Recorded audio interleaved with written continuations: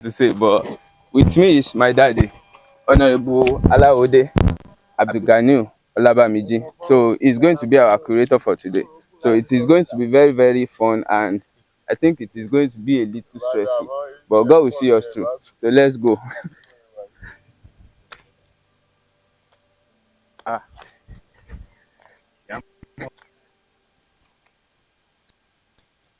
I can talk now. So this is the most gentle slope by which you can climb Amaku Hill in Better Sogo local government of your state.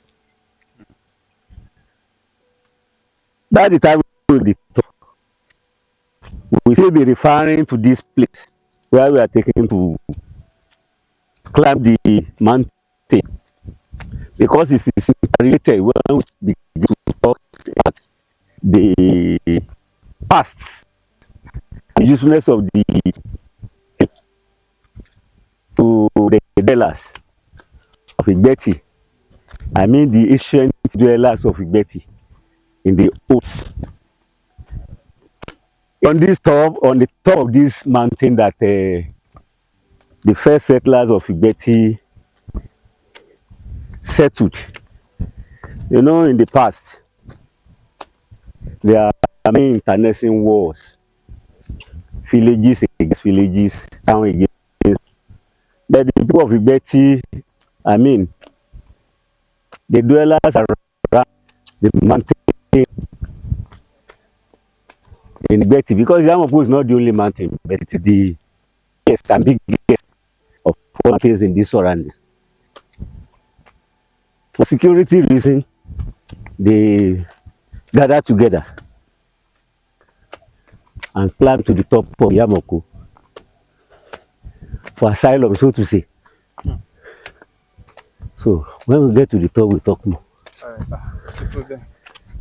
Together. So for our Yoruba audience, Èmi ò tiẹ̀ gbọ́ òyìnbó púpọ̀. because majorly we'll be doing this for Yoruba. So we are doing this for Yoruba. I think it should be international. Yeah, it's going to be international too. So, but we want to promote our language.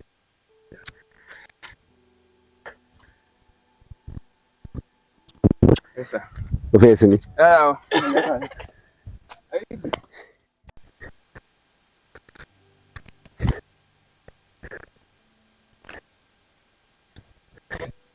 Yes.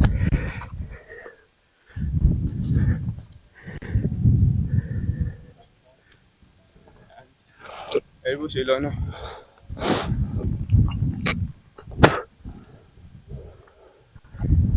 Gẹ́gẹ́ bí mo ṣe ń sọ lẹ́ẹ̀kan, Bẹ́ẹ̀ni sà.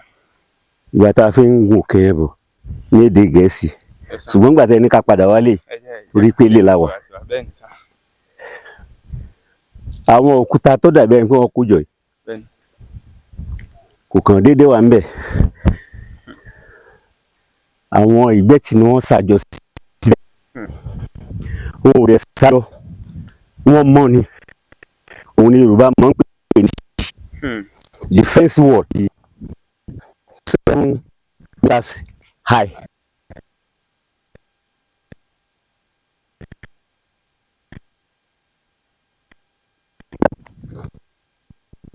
Tẹ́ bá wá nípa yẹ̀pẹ̀ yẹn ń bẹ̀ tó fi hàn pé àwọn yẹ̀pẹ̀ tí wọ́n fi sọ́ọ̀kì ẹ̀ nígbà yẹn. Má fọ̀. Don't destroy the. So bí wọ́n ṣe mọ́ nígbà yẹn nìyẹn, a rí i pé bí wọ́n ṣe mọ́ lọ nìyẹn títí tó ipò lọ bẹ́ẹ̀ yẹn. Ẹ rí i pé bí ìyẹn hàn dáadáa.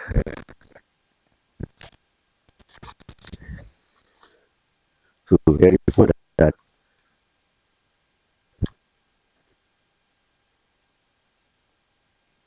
Máa dàbí tẹ́ bá wọ́n jẹ́ kó fẹ̀ so that tá a fẹ́ ṣe tó bá fẹ́ wo àyíká like surveillance wọ́n lè gorí ẹ̀ wọ́n á dúró tí wọ́n á fi irin yípo lọ so that wọ́n wo àyíká bóyá ọ̀tá wà àbí sí ọ̀tá láti pe ara wọn ṣàkíyèsí. èyí là ń pè ní dìgbẹ́tì. So bí wọ́n ṣe mọ yípo nìyẹn. There's another one gentle slope there, but not as gentle as this. Wọ́n mọ̀ sí òun náà bẹ́ẹ̀. Now, one remarkable thing about it is there are 3 major wars tí Ìgbẹ́ ti jà.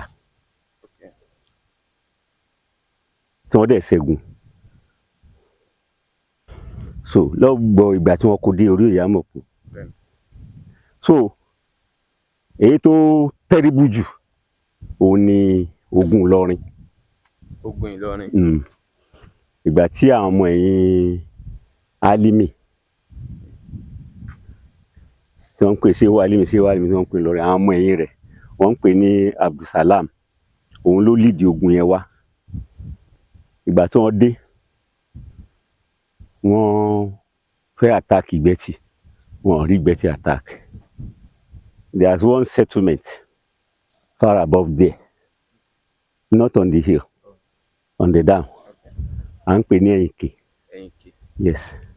They are calling them Ẹ̀yìnkè because as at that time, Ìgbẹ́tì people were the western part of Ìyámọ̀pó hill there, and they were there. So wọ́n á pè àwọn tí wọ́n wà ní ẹ̀yìn òkè, so they call them Ẹ̀yìnkè people. So ìgbà táwọn ogun Ìlọrin yẹn dé, wọ́n try láti attack àwọn ènìyàn, ṣùgbọ́n àwọn yẹn wà powerful. Bí bá a ṣe ń sọ̀rọ̀ yà sí ní Ẹ̀yìnkè quarters ní Ìgbẹ́tì, mainly founded by the Ọlọ́kọ̀ family. Now, tí bí wọ́n ṣe dé nígbà yẹn, àwọn bá wọn jà, wọ́n lé wọn lọ. They revolved the war single-handedly. So ìyẹn ló wá jẹ́ káwọn people yẹn lọ reinforce ara wọn wá. So wọ́n tún wá agbára kún agbára, wọ́n wá èrò kérò, wọ́n wọ ọmọ ogun kó mú ogun, wọ́n wá láti wá bá Ìgbẹ́tì jà. On getting here, wọn ò rí ọ̀nà tí wọ́n lè gbà gun òkè. Àwọn tó yẹ wà nínú ìlú tí wọ́n wà lórí òkè, àwọn ti rí pé ogun ti dé bodè, wọn ò rọ́nà wọlé. So àwọn náà wá dúró gbogbo ilẹ̀ ibi tá à ń wò yẹn. Mo ti sọ fún ilé ẹ̀kọ́ pé àbá dórí òkè á tó rí fà síbẹ̀ yẹn. Gbogbo ibi tá à ń wò yẹn, gbogbo orí àpáta yẹn, àwọn ọmọ ogun wọn ni wọ́n tẹ̀dó síbẹ̀, àwọn ọmọ ogun Ìlọrin yẹn.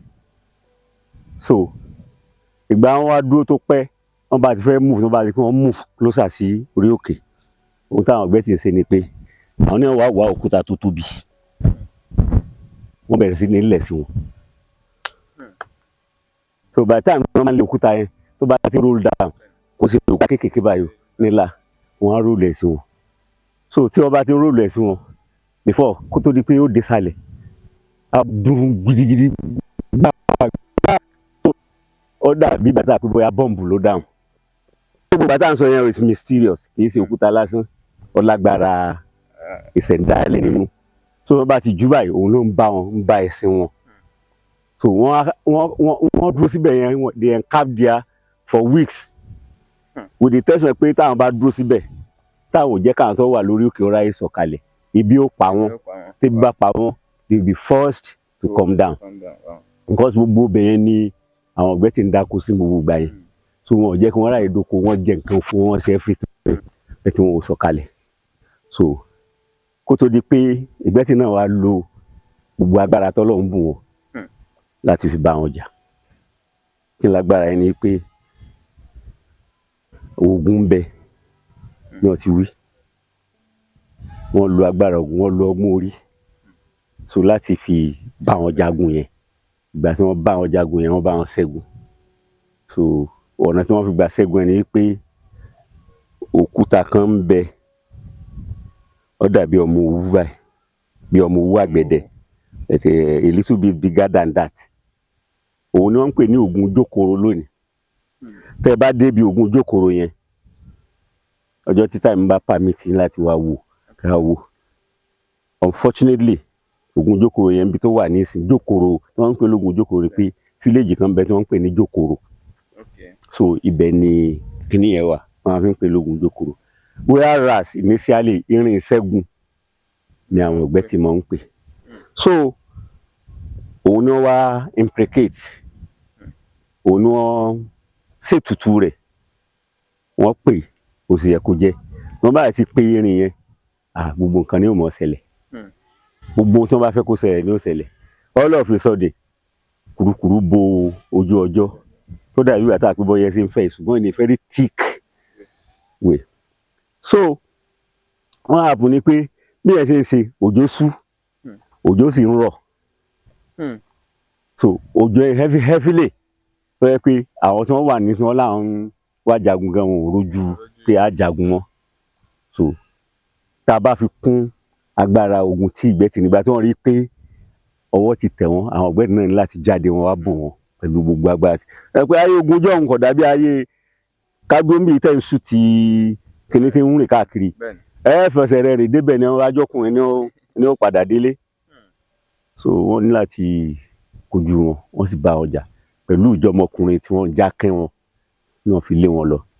Àwọn tí wọ́n rí mú lẹ́rú nínú wọn wọ́n mú wọn lẹ́rú ṣùgbọ́n a gbọ́dọ̀ ka ọmọ kí inú ẹ̀rù ọmọ bàjẹ́. Púpọ̀ nínú wọn náà ni wọ́n ti di ìgbẹ́tìlénì nínú àwọn tí wọ́n mú lẹ́rú ńgbà yẹn táwọn náà ń kílèmù pé ìgbẹ́tì làwọn. Àgbà wọn wá ti gbé láti gbà táwọn ti ń wí wọ́n ti di ìgbẹ́tì mọ́lẹ̀. So tá a jọ ń ṣiṣẹ́ tí kálukú jọ ń ṣiṣẹ́ tí wọ́n ń ṣiṣẹ́ fún ìdàgbàsókè ìlú yìí tẹ́nìkan ò tiẹ̀ mọ̀ pé bóyá àrùn Ìlọrin ni wọ́n. Tí wọ́n bá ń kàn ń sọ tí wọ́n lè sọ pé àwọn bàbá àwọn wá láti Ìlọrin ò ní sọ pé wọ́n kó àwọn bàbá àwọn lẹ́rú. Kò sẹ́ni tí ò fẹ́ sọ bẹ́ẹ̀ bẹ́ẹ̀ tá a mọ báwo ni tẹ́ bá dé ààfin Òǹgbẹ́tìlénì àwọn tó wà láàfin pàápàá Òǹgbẹ́tì wọ́n mọ tanitani ṣùgbọ́n wọn ò ní wí torí kílù ọba tòrò kílù ọba fi lálàáfíà torí tá a bá ka ẹrú inú ẹrú ọba jẹ. So kékeré nípa yẹn bó ṣe rí nìyẹn. So eléyìí ni à ń pè ní odi. So let's start from here a lè máa tẹ̀síwájú lọ báyìí.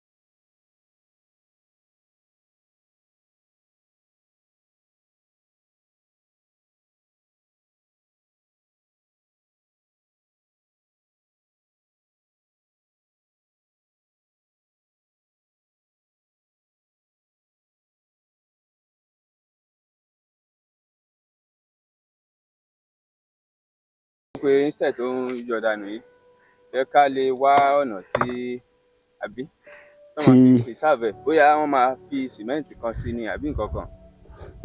ẹ rí i pé ìgbà tí à ń ránṣẹ́ ìfọ̀rọ̀jomitoro ọ̀rọ̀ láàrin mo sọ fún yín ní gbogbo nǹkan tó wà níbẹ̀ bó ṣe wà níbẹ̀ náà ló wà kò tí ì sí third hand kankan lórí ẹ̀ it's natural it is undisturbed so tí a bá sì wò tí o máa ń ṣe pé bí òjò bá pọ̀ tó yẹ ẹ sì rí i pé yẹ̀pẹ̀ yẹn sì wà níbẹ̀ tó ń preserve ẹ̀ tó bá yẹ pé there is a means tí wọ́n lè fi preserve ẹ̀ yàtọ̀ sí pé kí wọ́n mọ cement kí wọ́n fi rẹ̀ so that to maintain its naturality ó better tó bá yẹ pé nǹkan kan bẹ tí wọ́n lè ṣe sí tó máa jẹ́ bí glue. tí ó jẹ́ bí glue tí ó sílẹ̀ tí ò fi ní jábọ́ it's okay ṣùgbọ́n pé kí wọ́n ẹsẹ̀ mọ́ mí pé wọ́n rebuild the fence yẹn nìyẹn and it's no more original so but nígbà tó yẹ tó jẹ́ pé ohun tó lè tún fa tí ò ti jẹ́ kó ti sí develop much ni pé àwa tá a ní gan a mọ fálù ẹ̀ tó máa ń ṣe recently tó dàbí ẹni pé the government wọ́n ní interest in tourism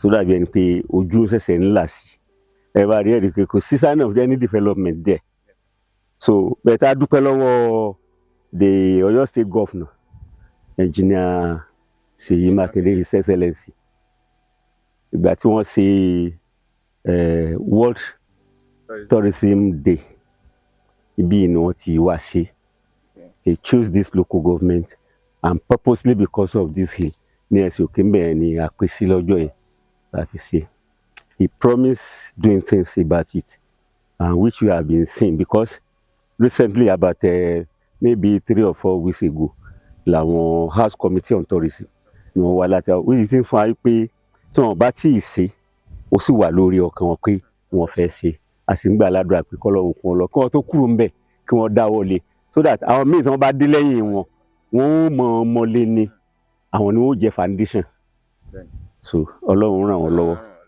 ọlọ́run sì jẹ́ kẹ́mi gbogbo wa gùn.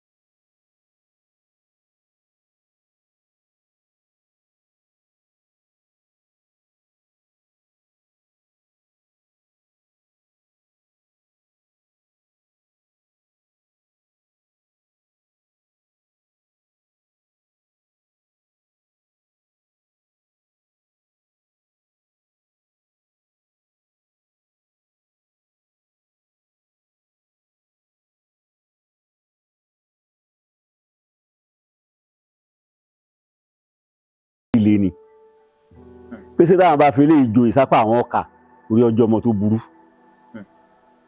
so wọn ò fẹ́ fi joyè kété wọ́n sàn pé kábíyèsí àwọn gbọ́ nígbà tí kábíyèsí sípò padà tó pò yẹ wọ́n bá tún àwo ṣe wọ́n bá mú Ṣàngó mọ́ wọ́n fi Dàda Àjàká joyè Dàda Àjàká Àjì òun ni wọ́n fi jẹ Aláàfin inú wa bí Ṣàngó ó wá bínú kúrò lọ́yọ̀ọ́ pé òun lọ Ifẹ̀ pé òun lọ pe ìpọ́rí Odùduwà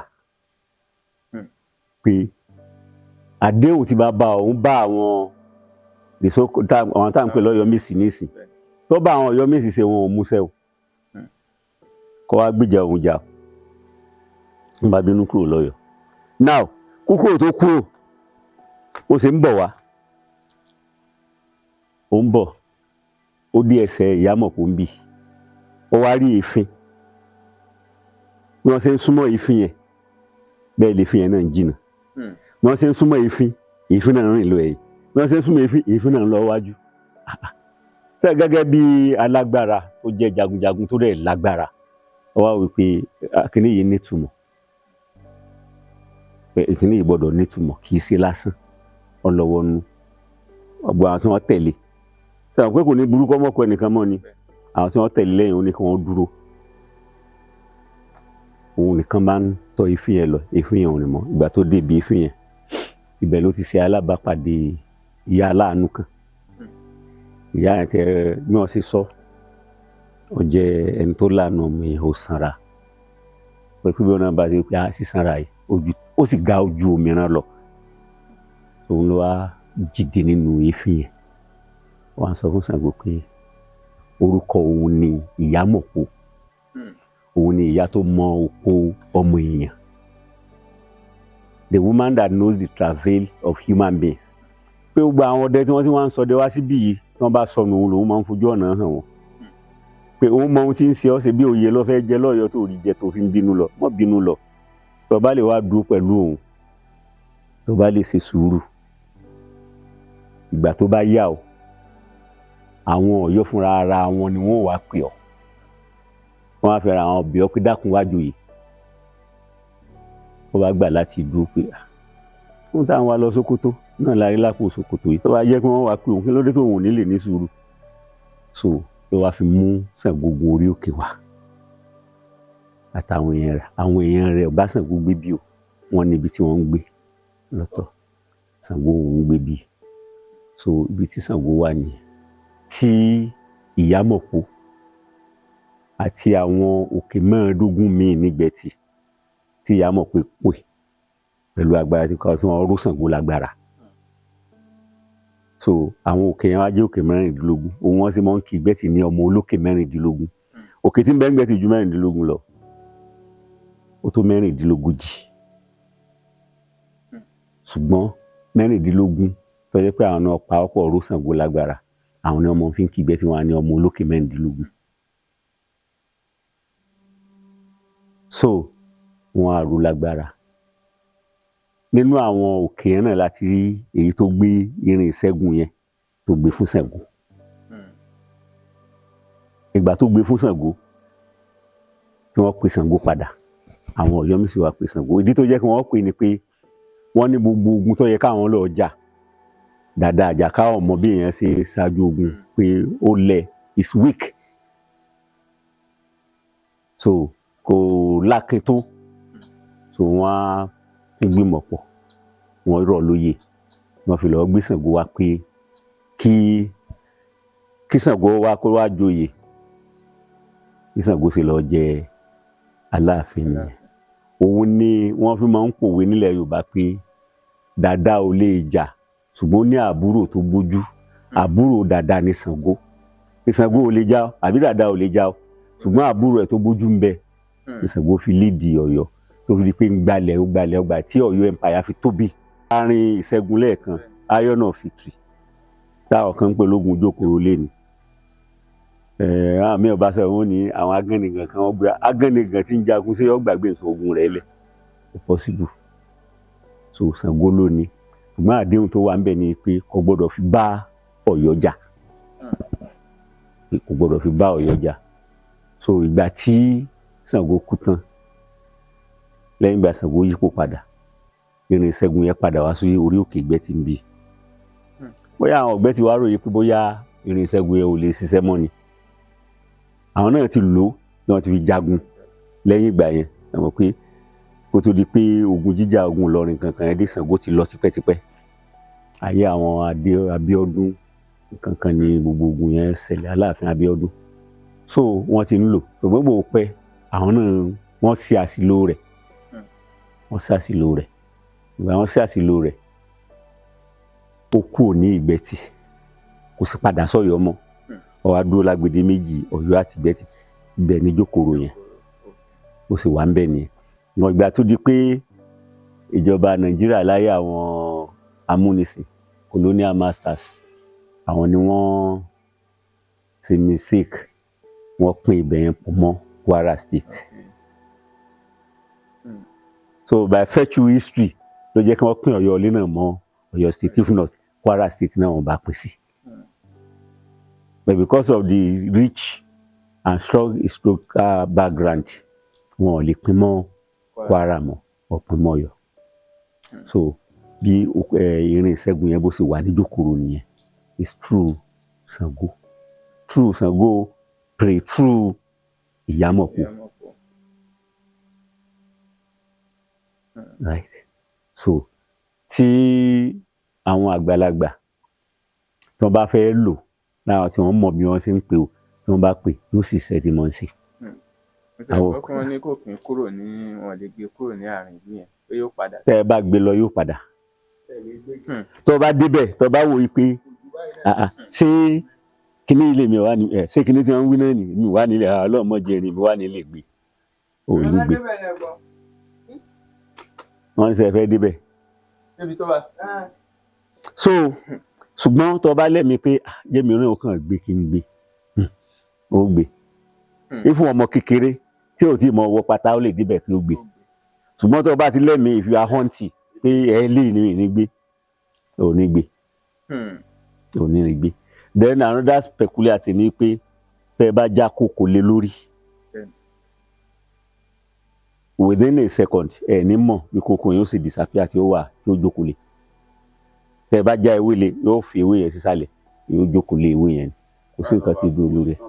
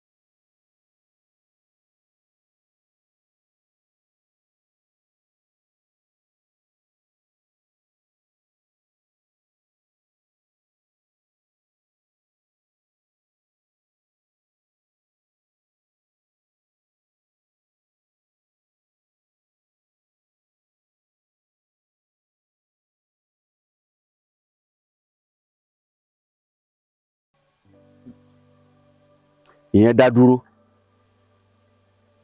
Omi wọn ò kì í ṣàn kanra wọn. Méjì omi ẹ̀ máa ń ṣàn papọ̀. Eléyìí òun dá dúró. Nígbà táwa náà sì wà ní kéékèèké tá a máa ń wá, tá a máa ń ṣeré gorí òkè dáadáa.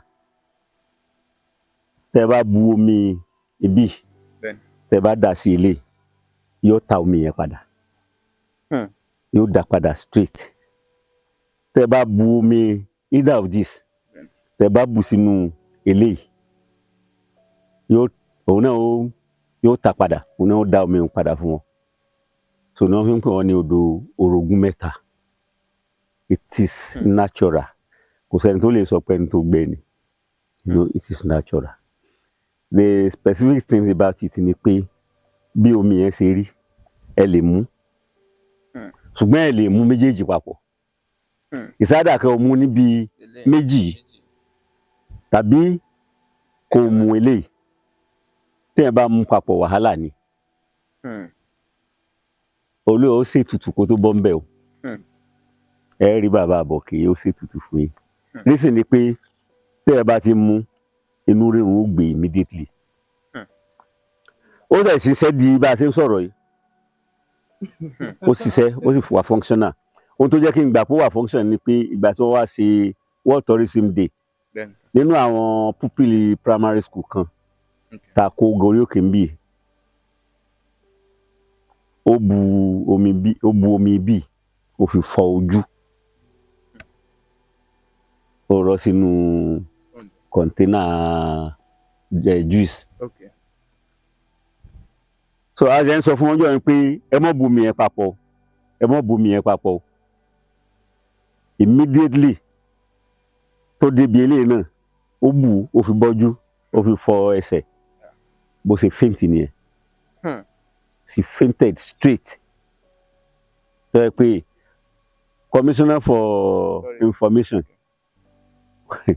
wọ́n ní láti wọ́n fẹ́ rọ gbogbo alọ́ pé irú kí lọmọ yìí fẹ́ dálẹ̀ fún wa yìí sáwa gbé òkú yẹn sọ̀kalẹ̀ ń bì yìí kankan bẹ́ẹ̀ but fortunately a ní àwọn ọmọ kan tí wọ́n súnmọ́ àwọn àgbàlagbà wọ́n láti gbé wọ́n dẹ̀ tọ́jú ẹ̀ nílànà Yorùbá bí wọ́n ṣe ń tọ́jú ẹ̀ so ọmọ yẹn jí padà so ìgbà tí wọ́n padà délé èmi ò mọ nǹkan táwọn òbí rẹ̀ ṣe ṣùgbọ́n mo mọ̀ pé wọ́n ṣe nǹkan so ohun tí ó wúlò fún tá a gbọ́ nínú ìtàn ni pé nígbà ogun tí wọ́n bá mú ẹrú wọn ò ní sẹ́ẹ̀lì àbí prison tí wọ́n kó wọn sí so wọ́n bá ti kó ẹrú wọ́n kàn wá wọ́n bù ń belé wọ́n ò fún ẹrú yẹn mu yóò wà restless yóò wà weak wọ́n kàn kó wọn dà síbì kan so for days ní wọ́n bá fẹ́ lo oògùn míì wọ́n ò lo oògùn míì tí wọ́n tún fi darí so gbà wọn bá dé ni wọ́n á ṣe wá fún wọn lẹ́rọ̀ ní ẹ̀rọ àwọn odò yẹn ni wọ́n ṣe ìtútù ẹ̀ fún wọn tí wọ́n tún fi di èèyàn padà so more or less wọ́n máa ń lò láti fi àwọn tí wọ́n bá capture láti dè wọ́n mọ́lẹ̀ so nígbà yẹn that is what we heard about it so whatever tí ó lè tún jẹ́ ká mọ kí ni ìwà obìnrin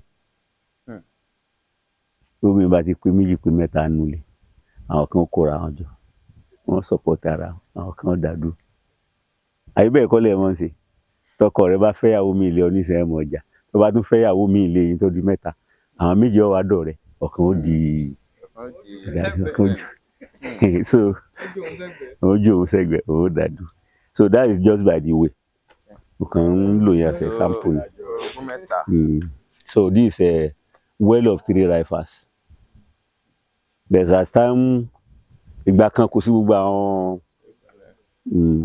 fáyínsì lójú rẹ̀ gbogbo àtàwọn akéwì tá a mọ wà mí o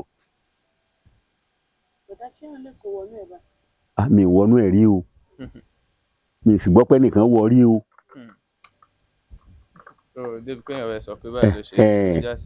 So mo kàn mọ̀ yí pé depth ẹ̀ ti dínkù sí nǹkan tí mo mọ̀ nígbà kan so ẹ rí i pé bó bá kún eléyìí ó máa sàn lọ báyìí eléyìí ó máa sàn lọ báyìí kó papọ̀ gbogbo ẹ̀ ló máa ń kún eléyìí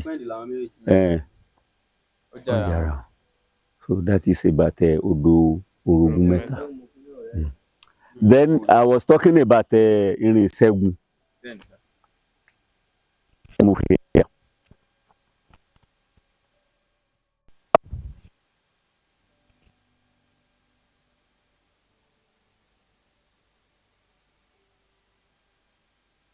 Tẹ́ǹtì sí tí wọ́n ti máa ń ọ̀nà implicate irin ìṣẹ́gun bẹ́ẹ̀ wọ́n ti máa ń ṣètùtù fún tí wọ́n bá fẹ́ lò so àwọn èèyàn ó dúró lékè báyìí ipò báyìí so priest rẹ̀ àwòrò òun nìkan ni ó wà tó bá ṣe gbogbo ètùtù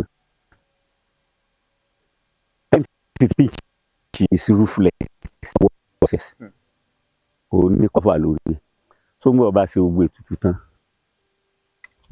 yóò wá gbé irin ìṣẹ́gun yẹn jáde síta. Ibẹ̀ ni ó ti gbé tí ó sọ sí gbogbo wọn pé kí kálukú ọmọ padà lọ sí ibi tẹ́lẹ̀ ń wò lórí kíní ẹ̀ pé kálukú ọmọ padà lọ nulé. So ó gbé sókè, yóò bá ní gbólóhùn, yóò jùlẹ̀, yóò gbé òkè, yóò bá ní gbólóhùn, yóò jùlẹ̀, yóò gbé òkè lẹ́ẹ̀kẹta. Yóò wá sọ gbogbo nǹkan tí wọ́n bá fẹ́ kó mọ ṣẹlẹ̀ sí àwọn ọ̀tá yẹn. Òun ni wọ́n lò tí wọ́n fi ṣẹ́gun àwọn ogun Ìlọrin jọ̀hún. So tó bá ti jùlẹ̀ tán bí wọ́n ṣe ń ṣe kinní yẹn tí wọ́n ń ṣètùtù yẹn, gbogbo ìlù tó wà, oríṣi ìlù tó wà ni wọ́n mọ̀ lù. Kóso, ṣẹ̀kẹ̀rẹ̀, àrò, dùndún, bàtà, gbogbo nǹkan kan ni wọ́n máa lù. Ní very sonorous tune. Ó jẹ́ pé bí ìgbà tí ẹ bá dé mọ́sálásí wọn ni ó yẹ mọ́ sàsíkiri láìlá ìlàlá láìlá, so that gbogbo mind yẹn yóò ti direct sí àdúrà tẹ́gbà. Purpose àsíkiri nù, kò sí jù bẹ́ẹ̀ lọ. Àyíkẹ́ dé kan mọ̀ pé praise the Lord, hallelujah, hallelujah, shout hallelujah, hallelujah, just to create that ecstasy so that you have concentration on the prayer. Ọkàn rẹ ò ní lọ, kò sí nǹkan kan tí ń ṣe tó jù bẹ́ẹ̀ lọ, just to bring back your mind sí orí àdúrà yẹn. So just like that, wọ́n gbà wọn bá lù tí ẹ̀kan kálukú wọn mọ kọrin, wọn dá orin oríṣiríṣi, orin ogun, orin ìtùnú, orin àlàáfíà. So bá ti ṣe tán, bá parí ìtùnú wọn mọ̀ padà lọ. Yóò kó àwòrò yẹn nìkan. Tó bá ti gbé kalẹ̀ tán, tó parí gbogbo ètùtù, ó ti di pé ó ti tó táìmù tí táwọn èèyàn ó ti délé.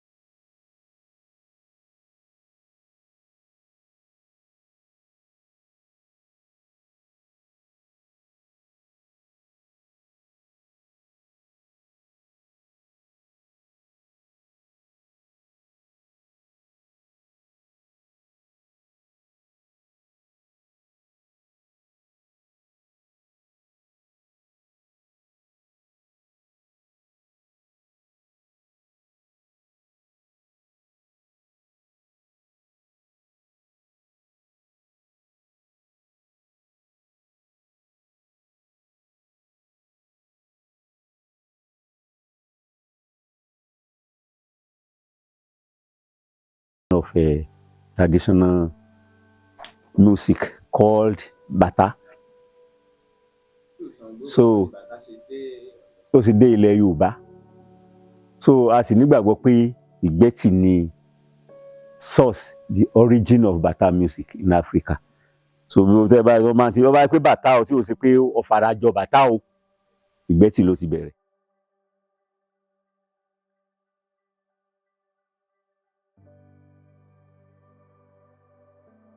Like this one here. Look at this.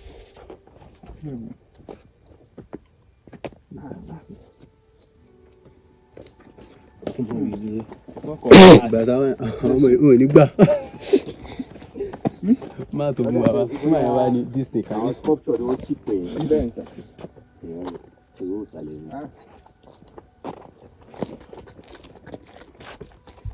So that is a set of abrasion. That is a set of abrasion.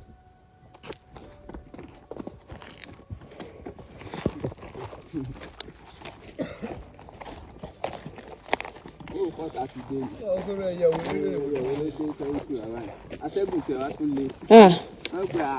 Atẹ́gùn yẹn ló lè fún ọ.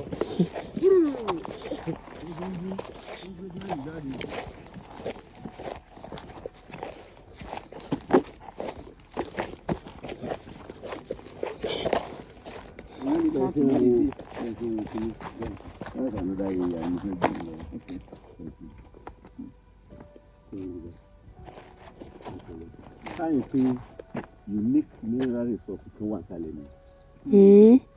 It may be gold, it may be diamond, it may be whatever. Àpẹẹrẹ ni fún. Àwọn tí ìgbà tí wọ́n bọ̀ sọ fún mi gan, àwọn tí mo rò pé ó ń béèrè, àwọn yẹn ń fọ òkúta yẹn díẹ̀ bẹ́ẹ̀ yẹn ni tí wọ́n bá rí. Ìfọ́jú ọmọ rẹ̀ wọ́n á mú lọ.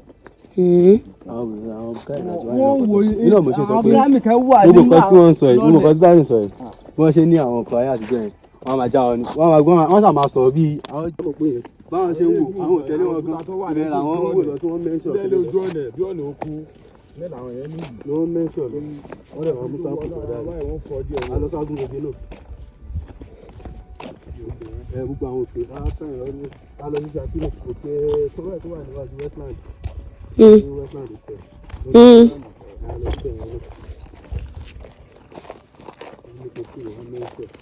Gbogbo èyí táwọn tí ọdún ṣe kí nìyẹn. Ṣé bá ní òkúta yìí pé kí wọ́n wo bó ṣe fún ọ kíní kan kìnìún kan bí irú abẹnú gbòǹgbò yẹn wọ́n lé ní it is because of the water erosion of kíní kan dà sí kíní kan is because of kíní kan dà sí kíní kan. Àti débẹ̀ náà. Ṣé orí òkè ni? Òun náà fẹ́ dàbí kíní wa nígbà bí kíní wa ló fẹ́ rí. Agbeli. So far so good, we have been able to explore some part of Iyamopo mountain. So àti físìtì Ṣàngó Kọta àti lọ sí ká Ìyámọ̀pó gangan. So a dẹ̀ rí odò olórogún mẹ́ta. A lè ṣe gbogbo ẹ̀ tán torí tá bá la máa ṣe tán ilẹ̀ aṣú ilẹ̀ amọ́. Ẹbí mo ń sweat ó ti rẹ̀ mí ó ti rẹ̀ everybody. Àwọn bàbá náà nìyẹn. So we are now going to our next location which we will be announcing when we get there. So ẹ má wà bored o. Nǹkan tá à ń ṣe à ń try láti mú gbogbo ẹwà oríṣiríṣi tó wà ní àyíká ilẹ̀ Yorùbá lọ́lọ́kan òjọ̀kan káàkiri jáde kí gbogbo wa lè rí ká dẹ̀ lè appreciate ẹ̀. Kó má yẹ pé àwọn àjòjì nìkan ló máa appreciate nǹkan ta ní. Olùwákiri gbogbo wa náà ni olùwákiri, so ẹ máa bá wa ká lọ.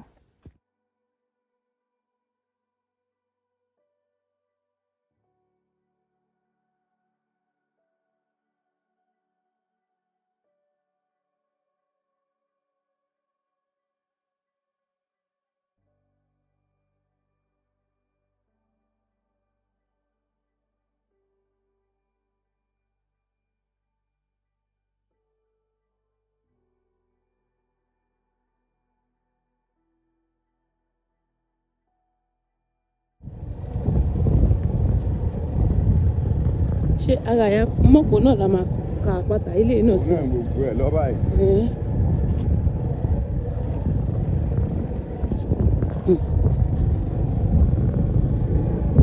Ojú ọ̀nà ibi náà ti máa lọ bọ̀ ẹ̀ yìí. Àwọn ìgbà kejì lọ lọ́jọ́ láti báyìí. Ẹ lọ rí. Oníkùyí. Okay.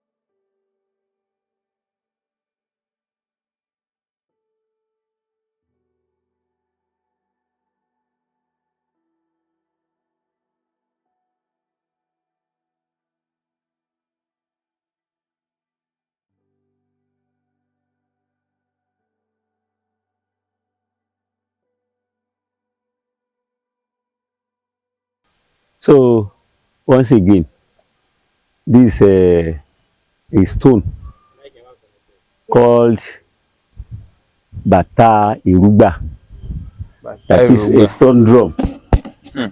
Stone bata drum, or what I was going to say, a stone bata drum, or bata stone drum, whichever. I'm not a grammarian. So I know it's a bata drum of stone, based on or placed or found on Irugba Hill, Igbeti. This hill is known as Irugba Hill by this image. It's a natural image called Bata Irugba. So that is bata found on Irugba, though it is stony. Ohun tó wà pẹ̀lú ẹ̀ ni pé ìtàn fi yé wa wípé ìgbà tí Ṣàngó ń padà lọ sí Ọ̀yọ́ lẹ́yìn ìgbà tó ṣe àtìpó lọ́dọ̀ Ìyámọ̀pó tó wá ń padà lọ sọ́yọ́, ibí yìí ni ẹbọra inú òkè yìí tí wọ́n ń pè ní Èrúgbà. So this is òkè Èrúgbà. So ẹbọra tó ń gbénú ẹ̀ ní Èrúgbà. So Èrúgbà yẹn ló wá ní èdè Yorùbá, òun ló pìyàmọ́ bàtà fún Ṣàngó. He made that bàtà in a similar something to this. Ojú kan kéré, ojú kan tóbi. So òun ni wọ́n fi ń pè ní bàtà Èrúgbà. So ibẹ̀ ni Ṣàngó ti mú bàtà tó fi padà lọ sí Ọ̀yọ́. So ló jẹ́ ká nígbàgbọ́ pé ibi tí ìlú bàtà ti bẹ̀rẹ̀ ní orílẹ̀ ayé ni. So my brother, yàtọ̀ fún bàtà tí Ṣàngó mú lọ, òun náà ní wúlò tiẹ̀ tó ẹ̀ ṣiṣẹ́ fún àwọn tí wọ́n gbé ìlú Ìgbẹ́tì lẹ́yìn ìgbà tí Ṣàngó ti lọ. Wọ́n àwọn yẹn tẹ̀dó síbí. So àwọn àgbàlagbà tí wọ́n mọ̀ nípa ìbílẹ̀ gidi, wọ́n mọ̀ bí wọ́n ṣe máa ń pè kí ó dẹ̀ dáhùn bó ṣe rí yẹn. Ohun tó wúlò fún, yàtọ̀ fún pé ó jẹ́ nǹkan tá a fi ń ṣàfihàn báyìí ní ìgbà ayé ohun tó jẹ́ ayé ogun, àwọn agbésùmọ̀mí ohun kankan, ẹsẹ̀ mọ́ ní tá à ń pè ní terrorists, whatever we call them, tí wọ́n ń bẹ. Tó bá ti di pé ogun fẹ́ wọ̀lú, tí ogun bá ń bọ̀, bíi 7 days to that time ni bàtà yóò ti máa dún, giving a war tune. Ṣé o mọ̀ pé nílẹ̀ Yorùbá, ẹni tó bá jẹ́ Yorùbá gidi, tó bá ń kọjá níbi kan tí wọ́n bá ń lu ìlù tí wọ́n máa ń lù fún ìgbéyàwó, ó yàtọ̀ fún tí kò mọ̀ papọ̀ mọ́ ti ọdún ìbílẹ̀, bóyá ọdún eégún ni wọ́n ń ṣe, àbọ́dún Ṣàngó, àbọ́dún Ògún. Tẹ́ bá ti ń gbọ́ lẹ́nu tó bá jẹ́ ìbílẹ̀ pọ́nbélé tó jẹ́ Yorùbá original, ó ti mọ̀ pé ìlù tí wọ́n ń lù yìí, ìlú báyìí. Tó bá jẹ́ ìlú Òkò mọ̀, lẹ́yìn tó bá jẹ́ ìlú Ògún, ẹ mọ̀. Tó bá jẹ́ pé ọba ni wọ́n ń lùlù fún, ẹ mọ̀ pé ìlú ọba ni wọ́n ń lù yìí. So yóò bẹ̀rẹ̀ sí ni máa gbé ohùn yẹn jáde tí àwọn èèyàn mọ̀ pé ohùn ogun nìyí, èyí tí ó fún àwọn tó jẹ́ Ìgbẹ́tì ní àpẹẹrẹ pé ogun ń bọ̀. So àwọn ní ò ti máa gbáradì, wọ́n ti máa múra, ẹni tí ó ṣògùn, ẹni tí ó ṣe kinní kan, àwọn tí wọ́n ṣe gbogbo ẹni ó ti máa múra, tí wọ́n fi múra ogun kalẹ̀. So it's more or less a war alarm to the ancient dwellers of Ìgbẹ́tì. So kì í jẹ́ kí ogun bá Ìgbẹ́tì ní òjijì, ó sì máa ń jẹ́ kí wọ́n ti ní ìmúra sílẹ̀, tó fi jẹ́ pé kò sí ogun tó lè dé tí ò ní bá wọn ní akin. So gbogbo ìgbà ni wọ́n fi sọ pé gbogbo ìgbà ni Ìgbẹ́tì máa ń wà lákọ̀ bí ìbọn. So wọn lè dé kọ́ ẹ bá wọn lójijì. So gbogbo tí ká bá ní lágbára tí wọ́n ti múra lẹ̀ dé ogun yẹn. So that is the function of bàtà drum. Nígbà kan, ìgbà tèmi kéré, tá a bá ti ṣeré wá, ilé ò tí ì dé gbogbo àdúgbò yìí, a máa ń ṣeré wá bẹ́ẹ̀. Tá a bá ṣeré wá bẹ́ẹ̀, tá a bá ti mú òkúta tẹ́ bá fi lù, yóò mọ̀ dún bíi bàtà. Bẹ́ẹ̀ tí n rò pé dún mọ́ nísìn, ẹ bá ti fi lù yóò mọ̀ dún bíi bàtà. Ẹ lè lù, bẹ́ẹ̀ kì í ṣe pé ó lẹ̀ sí, ó dùn ọ́ díẹ̀, ó fi lu ojú rẹ̀. Ṣé ẹ bá ti fòkúta lù báyìí, yóò dún bíi bàtà. Ṣùgbọ́n mi rò pé ó dún bẹ́ẹ̀ mọ́ nísìn sá. Ohun tó wá fà yẹn, bóyá wọ́n ti ṣe àwọn nǹkan kò dún. So bóyá wọ́n ti ṣe àwọn nǹkan kan tó jẹ́ èèwọ̀ tí ò jẹ́ kí iná yẹn ò dún mọ́. So ohun tí ìyẹn wà fún yẹn, this is bàtà ìrúgbà. So ẹ gbà sọ nípa bí wọ́n ṣe lé Ṣàngó, bí Ṣàngó ṣe bínú kúrò lọ́yọ̀ọ́ bó ṣe padà. So ó jẹ́ ọ̀kan nínú àwọn èròjà tí ìgbẹ́tì máa ń lò. Ó sì jẹ́ ọ̀kan nínú àwọn òkè mẹ́rìndínlógún tó ró Ṣàngó lágbára. Likewise èyí tẹ̀ ń wò òun là ń pè ní Ọbàdìmọ̀. Ọbàdìmọ̀. Tiẹ̀ tó bá dìgbà ogun tógun bá dé tí wọ́n bá pè mí wọ́n ṣe máa ń pè tí wọ́n bá imprecate ẹ̀ yóò kó ajá jáde, very hefty dogs. So àwọn ajá yẹn ni wọ́n mọ̀ bá àwọn ọ̀tá yẹn jà. So ìgbà tí ajá bá ń san àwọn ẹṣin tí ń san àwọn tí wọ́n gẹ̀ẹ́sìn definitely wọ́n find the way wọn. So orí ara àwọn nǹkan tí ò jẹ́ kí apá ọ̀ka ìgbẹ́tì nìyẹn. So in the case of Ìyámọ̀pó tó bá ti di pé ogun ń bọ̀, àwọn ẹyẹ kan bẹ̀ à ń pè ní mùké, ẹ mọ àparò. Òun tó kéré sí àparò bí àwọn sìn adìẹ báyìí ni wọ́n rí. So àwọn máa fò very large number, wọ́n máa fò yípo òkè yẹn tí yóò jẹ́ kẹ́ mọ̀ wípé nǹkan kan fẹ́ ṣẹlẹ̀. Kò sí nǹkan tó fẹ́ ṣẹlẹ̀ wípé ogun ló fẹ́ ṣẹlẹ̀ lọ. So wọ́n bá ti rí bẹ́ẹ̀ yẹn wọ́n wá lọ sa igi gbígbẹ́jọ tí ó pọ̀ gan, wọ́n wá finá sí. So tí wọ́n bá ti dáná sí yẹn, èéfín yẹn tó bá rú sókè òun ni ó bẹ́kọ̀n gbogbo àwọn tó bá jọ ọmọ ọ̀gbẹ́tì tí wọ́n ń bẹ ní oko tàbí tí wọ́n lóko ọdẹ. Tí wọ́n bá ti rí èéfín yẹn, because òkè Ìyámọ̀pó yẹn lọ ga ju gbogbo surroundings, kò sí bí èéfín ó ṣe rú lórí ẹ̀ tí wọn ò ní rí. So tí wọ́n bá rí, kálukú ọmọ wọ̀ wá pé wàhálà ti fẹ́ ṣẹlẹ̀ ní láti wá gbáradì àti pé kó gun tó mọ̀ ká wọn mọ́ oko. So bí ó ṣe rí ni ní kúkúrú ṣẹ́kì mọ̀ bọ́yá ní béèrè. Kò sí béèrè, bọ̀ wọ́n sì máa ń ṣe ọdún. Ìgbà tí wọ́n máa ń ṣe ọdún òkè nígbẹ́tì tó jẹ́ pé gbogbo wa ti sọ di ọdún Ìyámọ̀pó, ìgbà ni wọ́n máa ń bọ àwọn òkè yòókù náà. Wọ́n ṣe kó jẹ́ ẹ̀kan náà. Ẹ̀kan náà wọ́n máa ń ṣe. Òkè kọ̀ọ̀kan ló ní abọ́ rẹ̀ tiẹ̀. Àfi Ọbàdìmọ̀ nìkan ni ọ̀làbọ̀ rẹ̀. Gbogbo àwọn tí wọ́n bá ṣe abọ́rẹ̀ rẹ̀ lọ́dún yìí kì í sábà di ọdún mi, so kò jẹ́ kí wọ́n rí abọ́rẹ̀ fún mọ́. Torí tó bá bọ́ lọ́dún yìí kò lè dé ọdún tí ń bọ̀ wá. So kò padà ní abọ́rẹ̀ mọ́. Lósì náà nìyẹn tó jẹ́ pé kò ní abọ́rẹ̀ up to now. Nígbà kan rí ó ní, ṣùgbọ́n àwọn abọ́rẹ̀ rẹ̀ kádùn. Ẹni wọ́n bá bọ́ lọ́dún yìí òun fi ọdún bọ́ léyìí tí ń bọ̀. So ohun tó wá ṣẹlẹ̀ ni pé wọ́n filẹ̀. Ètùtù tó bá yẹ kí wọ́n ṣe sí, wọ́n máa ń ṣe sí di Ìyámọ̀pó. So ni a fi ń live in peace. Ó yẹ ṣe rí yẹn mi ò ń bá yẹn, mo ti gùn bẹ́ẹ̀ mi ò bẹ̀rẹ̀ ń bá yẹn gùn mọ́, torí pé tẹ́ ẹ bá gùn tẹ́ ẹ bá múra agbára kalẹ̀ fi darí wálé lọ́jọ́ yẹn èyàn ó sọnù, ìwé lùsì ọ̀bí àrìn. Lórí rẹ̀. Bẹ́ẹ̀ ni tẹ́ ẹ bẹ́ẹ̀ gùn débi pé ẹ fẹ́ rí ibi tí àwọn features kan wà tẹ́ ẹ fẹ́ wò, ìwé lùsì ọ̀bí àrìn. Èèyàn ò ní kú o, ṣùgbọ́n èèyàn ó sọnù. So ẹ lò bí ọjọ́ kan àbí ẹ bá gùn láàárọ̀ báyìí ó lè dalẹ̀ kẹ́ tó rójú ọ̀nà wálé. So that is it. Ní ọ̀n sábà ọ̀làbọ̀ rẹ̀ very very irascible. Very irascible. It's not wicked but it's very irascible. Ohun tó jẹ́ ká sí ni pé bí yìí ni mo ta fẹ́.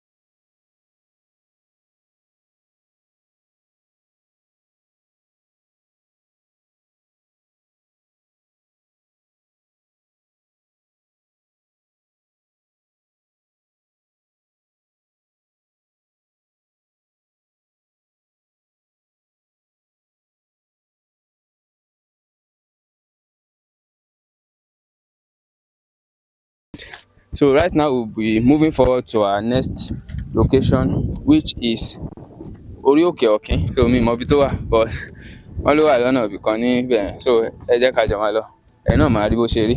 Èmi náà ò tí ì débẹ̀ rí, but I'm sure it's going to be as wonderful as every other one that ti visit látàárọ̀. Adéṣíà.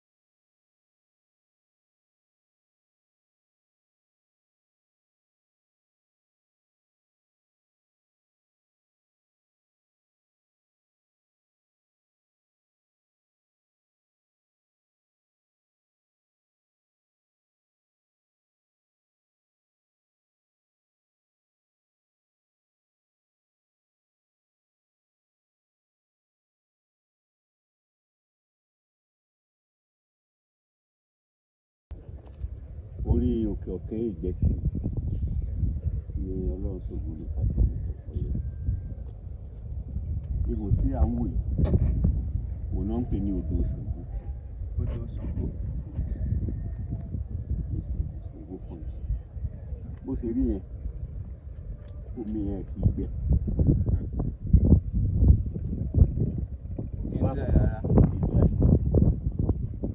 Bó ti wù kí ẹ̀rù ọ̀pọ̀ tó kì í gbẹ. Bá púpọ̀ á wà bó ṣe wà yìí yóò sì wà náà nìyẹn. Òun náà ń pè ní odò Ṣàngó. Ìgbàgbọ́ wà yìí pé ó jẹ́ ọ̀kan nínú agbára tí Ṣàngó ń lò nígbà tó wà láyé. Bá sọ pé àwọn òkè mẹ́rìndínlógún ló kóra jọ pọ̀, so ọ̀kẹ́ yìí náà jẹ́ ọ̀kan nínú wọn, Èrúgbà náà jẹ́ ọ̀kan nínú wọn, Ọbàjìmọ̀ ó jẹ́ ọ̀kan nínú wọn, Ṣàǹtò, Ṣeó àti bẹ́ẹ̀ bẹ́ẹ̀ lọ, mẹ́rìndínlógún ni wọ́n tí Ìyámọ̀ kó pè fúnra rẹ̀ wọ́n fi ró Ṣàngó lágbára kó tó lọ jẹ Aláàfin lọ́yọ̀ọ́. So odò yìí wá nìyí kẹ́ mo sọ pé kì í gbẹ, ṣùgbọ́n ní ẹ̀ẹ̀kan lọ́dún nígbà tí Ṣàngó wà láyé ó máa ń wá síbẹ̀ once in a year, yóò wá bu omi yóò fi wẹ̀. So ògbà yẹn ló máa ń bọ́ sí àsìkò ìgbà tí wọ́n máa ń ṣe ọdún Ṣàngó. So tó bá ti wá yóò sùn orí òkè yìí mọ́jú òun nìkan, ẹni òun sùn pẹ̀lú ẹ̀. So ìgbàgbọ́ àti yóò bu omi yóò fi wẹ̀. Eléyìí túmọ̀ sí pé ó fi ń rì níwò agbára rẹ̀. Bóyá ṣe wà yẹn téèyàn bá bù èèyàn ò ní délé, ẹnìyàn ó kú. It's abomination. Even tó bá kún jù bá pọ̀ jù báyìí lọ ẹ gbọ́dọ̀ bù. Ẹ lè bọ́ sàlẹ̀ ń bẹ̀rẹ̀ kẹ́ ọmọ ọkùnrin tó bá sàn jáde ń bẹ̀. Wọ́n fẹ́ wá sí ojú ẹ̀ bí lóòótọ́ bẹ́ẹ̀ láti bí irú bí báyìí lọ. Téèyàn bá bù èèyàn ó ti ṣẹlẹ̀ sí àwọn ọmọ méjì Jọ́sílẹ̀ kan wà lẹ́yìn bẹ́ẹ̀ à ń pè ní Papò. Àwọn ọmọ méjì àwọn ọmọ kékeré wọn kàn ṣeré wá, àwọn ṣeré wá tí wọ́n ní wọ́n á débẹ̀ ní wọ́n bu omi ìsàlẹ̀ ń bẹ̀ ni wọ́n ti kú. So those things are real. Kò ṣe àbí superstition téèyàn bá bù yóò kú. So ìgbà tí Ṣàngó bá wá láti wá sọdún tó fomi yìí wẹ̀, tó bá ti di ìdajì ọjọ́ kejì gbogbo àwọn tó jẹ́ all the folks, gbogbo àwọn tí wọ́n believe tí wọ́n sì jẹ́ alátẹ̀lé rẹ̀ tí wọ́n ń sìn wọ́n ń tẹ̀lé, gbogbo wọn wá jọyìn rẹ̀. Gbogbo àwọn yóò jókòó orí àpáta ìlànà ọ̀pọ̀ àwọn jókòó wọ́n ti sọ ńgbà yẹn. So ìgbà tí ó bá di bí ọwọ́ aago mẹ́wàá sí mọ́kànlá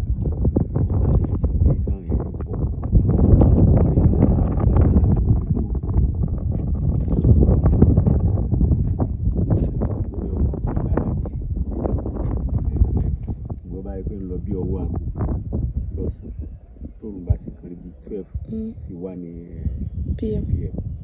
So ìgbà yẹn wá jáde lára rẹ̀ yóò wá pàṣẹ pé kí àmàlà gbé káwọn jáde.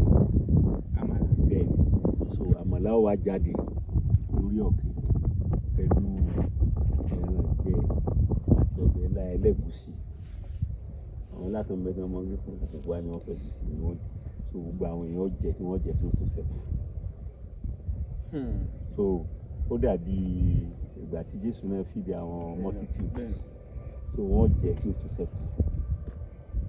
So àwọn tí wọ́n bá fẹ́ńtọ̀ láti gun òkè nígbà yẹn tó bá ti ń tó bí ọwọ́ 3 sí 4 nírọ̀lẹ́ tó ọjọ́ bá ti rọ̀, àwọn èèyàn ti máa dúró de Ṣàngó ní ọjà láti wá display fún wọn. So ẹ mọ̀ wípé àwọn tí wọ́n ti dúró tí wọ́n ti pẹ́ wọn ibi ó mọ̀ pa wọn, ṣùgbọ́n àwọn tí wọ́n wá bí àwọn ti jàmọ̀lá, so wọ́n wá máa kọrin bú àwọn tí wọ́n bá lọ́hùn yẹn pé àwọn tí bí ń pa wọn kù àwa ti jẹ ká lórí ọ̀kẹ́, wọ́n fi bẹ́ẹ̀ jẹ ká bẹ́ẹ̀ jẹ́ ká ẹ káròkè ọ̀fìn òkè ọ̀fìn la gbámọ̀lá sí o àmọ̀là fẹ́rẹ́ ló gòkè ọ̀fìn o àti bẹ́ẹ̀ bẹ́ẹ̀ lọ so láti mọ̀kì àwọn tí wọ́n wá yìí so bí wọ́n ti ṣe nígbà tí Ṣàngó bá wá ṣe tán yóò wá dúró ní àti vintage place lórí pé àwọn tó wà lọ́jà ọmọ rẹ̀ so gbogbo àwọn èèyàn ń ti ní kan máa sọ̀kalẹ̀ lọ yóò kàn kú kẹwọn pé bí gómìnà máa ń lọ ibì kan nísìnyí àwọn kan bẹ tí wọ́n tún súnmọ́ gómìnà tẹ́lẹ̀ lọ́dẹ pé àwọn tún jẹ yàtọ̀ sí gbogbo èèyàn kọmíṣánná rẹ̀ ní ẹ̀sìn ní kankan bẹ́ẹ̀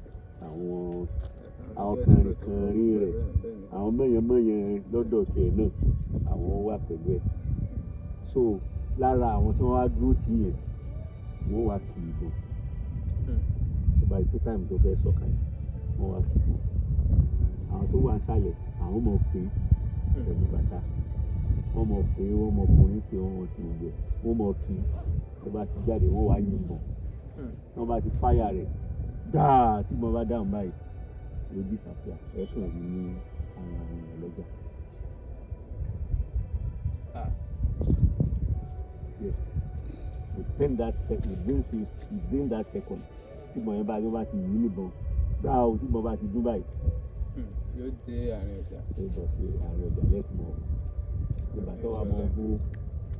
So àwọn tó kù náà lọ ọjọ́ ìwọ̀n wọ́n bá ti débẹ̀ ibẹ̀ náà wá kúrò ó tún dúró sí ẹni yóò lọ sí ààfin ọba yóò kí ọba yóò ṣàdúrà fún ní àfikún èyí tó ti ṣe fáwọn èèyàn bíi so lẹ́yìn ìgbà náà a ṣe bẹ̀rẹ̀ sí ní display magical flowers ó dẹ̀dà àwọn ìṣẹ̀lẹ̀ nígbà ọba tó àwọn nǹkan tí àwa níbí is enough for us Ọlọ́run create àwọn hero tiwa fún wa bẹ̀tà appreciate ẹ̀ in the sense pé bọ́lọ̀ ṣe fún àwọn Arab ní Muhammad ó fún àwọn Hebrew àbí Jew ó fún wọn ní Jesus Christ bẹ́ẹ̀ ló fà náà ní Ṣàngó fún àlú òkú bẹ̀tà ó appreciate ẹ̀ wọ́n wá àwọn advertise tí wọ́n fún wa wọ́n polish ẹ̀ gbogbo wa náà gbà àfitiwálẹ̀ so àwa sọ ara wa di Yorùbá wa sọ̀rọ̀ ara rẹ̀ di ẹ̀sìn tó jẹ́ pé yóò fi ọmọ tiẹ̀ lẹ̀ ọmọ ọlọ́mọ ní ọmọ gbé káàkiri pẹ̀lú ìyà tí ọba tún rìn wọ́n gùn kẹsẹ̀ wọ́n ń nà lẹ́gbà yóò wà mọ́ gbé kí so kò sẹ́ni tọ́lọ́run ò sí fún àwa la ní tiwa ò tó là ń lọ yẹjú sí àṣàlàṣà come here to this place bí Ṣàngó bá dé àwọn èèyàn ó kúnlẹ̀ ní a bá gbọ́ pé prọfẹ̀tì kan àbí wòlíì kan wọ̀ gbẹ́tì lónìí tí ó ṣe miracle kan yé àdúrà rẹ̀ mọ́ ń gbà bá bí lẹ́rìí táwọn èèyàn pọ̀ lẹ́yìn rẹ̀ ṣùgbọ́n tí wọ́n bá ní Ṣàngó dé lónìí o àwọn èèyàn díẹ̀ náà lẹ́rìí ń bẹ̀ kò sani Ọlọ́run ló ọ̀fẹ́ Ọlọ́run tó wá dà só lóun ọ̀fẹ́ ló dà ṣé Ọlọ́run ọ̀fẹ́ ló dà ẹni tó bá tún tẹ̀lé Ṣàngó yọ̀ wọ náà àyẹ̀bẹ̀ ẹ̀kọ́ lẹ̀ mọ wí ní ṣọ́ọ̀ṣì táwọn náà mọ wí mọ́sálásí ẹ̀ bá tẹ̀lé Ògún ẹ̀ náà bá tẹ̀lé Ọya yọ̀ wọ ẹ̀ náà tẹ̀lé Ọ̀ṣàlẹ̀ yọ̀ wọ náà kínní kan àwọn kan tiẹ̀ mẹ́wàá ń tọ́ bá ṣe iná ní jù à bẹ́ẹ̀ nípa àwọn ni wọ́n dáná so Ọlọ́run ó ṣàánú wa follow culture and religion wa if you follow our religion it's enough for us to sustain us bá a ṣe múra sí Islam àti Christianity in this part of the world àwọn tí wọ́n ní gan múra sí tó bẹ́ẹ̀ náà rather they are using it to generate money you can't tell me there's anything tí Saudi depend lé lórí tá a bá yọ epo kúrò ń bẹ̀ tó jẹ́ other internally generated revenue tó ju tourism lọ wọ́n lè jẹ́ ká mọ̀ nípa àwọn àlọ́ ọ̀sẹ̀sìn and it's tourism and ẹ̀wù èlò ni wọ́n generate every year ẹ̀wù èlò la waste so to say láti lọ wọ́n lò di 10 million àbí èlò wọ́n lò ní last one fún ṣé wọ́n lọ Mẹ́kà 15 million so tẹ bá ní kí wọ́n wá sórí òkè Ìyámọ̀pó 1 million tí wọ́n wà wọ́n ní wá ní 500,000 kódà 100,000 wọ́n ní wá and we getting what we have our own gold and we are following bros so like wọ́n máa ń ṣe ọdún Ìyámọ̀pó as I said the other time what you want you are trying to satisfy yourself spiritually and physically. Ẹ lọ bẹ̀, ẹ gbàdúrà, gbogbo tẹ́ bá fẹ́ tọrọ. That is it. Ó dẹ̀ ń rí bẹ́ẹ̀. Ṣé gbogbo ẹni tó lọ sí Mẹ́kà wọn tọrọ lọ́wọ́ ni wọ́n fi rí? It's not possible. So púpọ̀ èèyàn ni ò ní rí nǹkan tó wá lọ. Púpọ̀ èèyàn náà ló lè mọ ṣàìmọ̀ rí níbi wọn bá wá bí ẹ̀ ṣùgbọ́n àwọn kan gbọ́dọ̀ rí. If they are sincere with what they want, tí ọba ti ronú tọmọ ní kejì láburú, you get what you want. So báyìí ṣe ń ṣàdéhùn tá à ń dá májẹ̀mú bẹ́ẹ̀ náà là ń da níbòmíì náà. Àwọn tó bá lọ Jerusalem according to nǹkan tí mi gbọ́ mi débẹ̀ rí, mi dé Mẹ́kà ní ìlú. Mo kà á nù ìwé mo sì gbọ́ lẹ́nu àwọn. Gbogbo ohun téèyàn bá fẹ́ kó àdúrà tẹ́ fẹ́ kó gbà ẹ̀ ní májẹ̀mú lórí ẹ̀. So tẹ́ ẹ bá wá bí ẹ dá májẹ̀mú pẹ̀lú ẹ̀ yóò rí bẹ́ẹ̀. Mi condemn ẹ̀sìn kankan o, mi condemn bẹ́ẹ̀. Mo ń try láti sọ fún wa pé bó ṣe wà láwọn ibìkan tá à ń sáré sí yẹn ó wà lọ́dọ̀ tó wá bí àgbé lárugẹ ni kò jọ wá lójú ṣùgbọ́n ju àwọn lójú lọ́hùn wọ́n pọ́lísì ẹ̀ fún wa àlè ju ti wálẹ̀ àtẹ̀lé tẹ̀lé ẹlẹ́dàá. tó ẹlẹ́dàá àṣẹ̀dá wa dákun wá yí wa padà fún wa lẹ́mìí tó dáa. Ẹ ṣé gan sir. So I'm not sure we'll be able to go to any other location for today. Nígbà tó wá lọ already tired. Ìyá wa ṣe tẹ́ǹtì. For 5 years. Tó ti mọ̀ pé obìnrin máa ń dáàbò bò ọkùnrin nísìn. Mo gbà. So far so good. We have been able to explore our third location for today, which is Òkè-Ọ̀kín. So we have heard the significance of this Òkè pẹ̀lú ìtàn Yorùbá àti nǹkan tó ní ṣe pẹ̀lú Ṣàngó, Olúkòso, Àyáraná and Ayẹrìyẹrì. So we have seen the Odò Ṣàngó, the Ṣàngó Pond. So we've heard the significance of how they perform when Ṣàngó gangan, nígbà tí Ṣàngó gangan wà ní ayé. So gbogbo bọ́n yẹn máa ń ṣe tí wọ́n bá fẹ́ ṣọdún bọ́n ṣe máa wá sí odò yìí. Àwọn nǹkan tí èèyàn gbọ́dọ̀ ṣe pẹ̀lú odò yẹn pé ẹni tí ó kì í ṣe Ṣàngó ó gbọ́dọ̀ bomi bẹ̀, ó jẹ́ ìwọ̀. So we have seen it and we have witnessed it. Just like we've heard that nígbà tí Ṣàngó ṣe àtìpó ní ìlú Ìgbẹ́tì, ẹ má gbàgbé pé òkè 16 ló wà ní Ìgbẹ́tì, a dẹ̀ gbọ́ nínú ìtàn àti pé dádì wa náà tún ti sọ fún wa bá ṣe ń káàkiri látàárọ̀ ní orí òkè Ìyámọ̀kópè. Gbogbo òkè 16 tó wà ní Ìgbẹ́tì ló ró Ṣàngó lágbára kó tó di pé Ṣàngó padà lọ sí ìlú Ọ̀yọ́ láti lọ jẹ Aláàfin. So tí eléyìí tí Òkè yìí jẹ́ ìkan lára rẹ̀. So a gbọ́ pé tí wọ́n bá fẹ́ ṣe ọdún Ṣàngó lọ́dọọdún nígbà yẹn, Ṣàngó máa ń wá sórí òkè yìí, àwọn èèyàn wá bá wọn ṣàjọyọ̀ láti bí báyìí. So wọ́n máa wá sórí òkè láti wá ṣe nǹkan tá à ń pè ní ritual bath. Lẹ́yìn náà tí wọ́n lọ ṣe ọdún tí wọ́n ṣàjọyọ̀ láàrin ìlú. So a ti gbọ́ gbogbo eléyìí, and this is where we are going to put a stop to it today. So on our next visit to Ìgbẹ́tì, the land of geographical wonder, so we'll be exploring another set of the 16 mountains tó wà ní Ìgbẹ́tì. Thank you for staying with us and thank you for always trusting our brand. Olùwákiri, gbogbo wa ni Olùwákiri. Láfikún ẹ má jẹ́ ká gbàgbé, wọ́n ní pé ilé la ti ń kọ́ ẹ̀ṣọ́ ròde, tí nǹkan tiwa gangan tí ò bá jọ wá lójú kò sí bó ṣe fẹ́ jọ ara àta lójú. And the way bá ṣe ń handle àwọn nǹkan wa ó really matter a lot sí àwọn future generations tó ń bọ̀ wá. If you continue to take things with levity and tí àwọn fojú pé kò jọ wá lójú ta fi ń wo gbogbo nǹkan ló máa bàjẹ́ mọ́ wa lọ́wọ́. So à ń rọ̀ wá, à ń rọ̀ everybody pé ẹ jẹ́ ká gbé nǹkan tó jẹ́ tiwantiwa, ẹ jẹ́ ká gbé lárugẹ. Just like I've always said it, every Yoruba communities have every resources tán lè ní láti fi survive on their own without relying on any external body láti fún wọn ní any support. So I'm urging every ọmọ Káàárọ̀ Oòjíire out there that in every way possible, let us embrace what we have. And also we want our government to also look into every of these things láti fi ṣe àmúlò rẹ̀ for our own benefit, so that every other person, every ọmọ ìlú ni, àjòjì ni, aráalé ni, aráàta, gbogbo ó lè jàǹfààní nǹkan ta ní. So this is where we'll be calling it off for today ní ìlú Ìgbẹ́tì. God bless you and God bless us. Thank you.